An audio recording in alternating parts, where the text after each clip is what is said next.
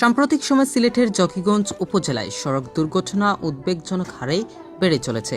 মাত্র দুদিনের ব্যবধানে দুটি পৃথক ঘটনা স্থানীয়দের মাঝে আতঙ্ক দেখা দিয়েছে। আজ আনুমানিক ১টার সময় জকিগঞ্জ উপজেলায় ইসামপুর গ্রামের আব্দুল শহীদ নামক এক ব্যক্তিকে 10 সিটা নামক গাড়ি ধাক্কা দিলে তিনি গুরুতর আহত হন।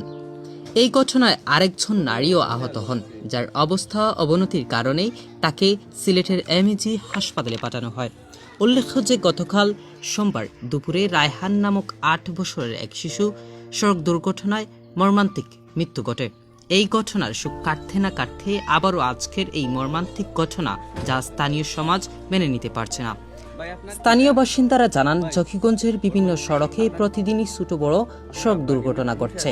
এইসব দুর্ঘটনার প্রধান কারণ চালকের অবহেলা, অতিরিক্ত গতিতে গাড়ি চালানো ও অপ্রশিক্ষিত চালকের বেপরোয়া আচরণে সাধারণ মানুষের প্রাণ যাচ্ছে। জকিগঞ্জ সড়কের একের পর এক প্রাণঘাতী দুর্ঘটনা জনমনে গভীর উদ্বেগের সৃষ্টি করেছে।